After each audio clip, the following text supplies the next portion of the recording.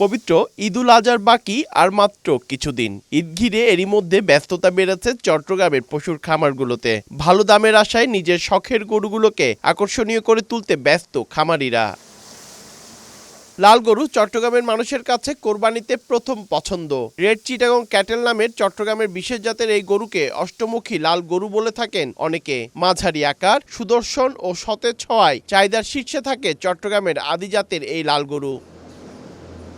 শুধু লাল গরু নয়, মীর কাদিম, শাহিওয়াল, ফ্রিজিয়ান গরুর চাহিদা রয়েছে প্রচুর। চট্টগ্রাম মানুষের আসলে লাল গরুর প্রতি একটু আকর্ষণ বেশি, এভাবে আমরা গরুর কালেকশন রাখছি। আমাদের পর্যাপ্ত পরিমাণ শাহিওয়াল আছে, এই শাহিওয়ালের চাহিদা তুলনামূলকভাবে একটু বেশি। গরুর চেহারাও ভালো, আবার কাস্টমার এসে যেই আসছে সেই আবার তো মানে কথা নিচ্ছে। কয়েকদিন পরেই সারা দেশে পুরোদমে শুরু হবে কোরবানি পশু কেনাবেচা।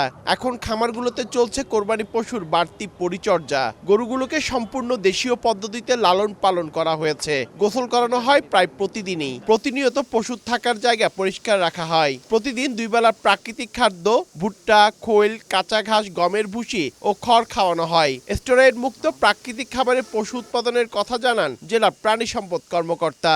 গরুর খাদ্য ঘাসে সবাই খাওয়াচ্ছে এবং সাথে কুড়া বসি খাওয়াচ্ছে।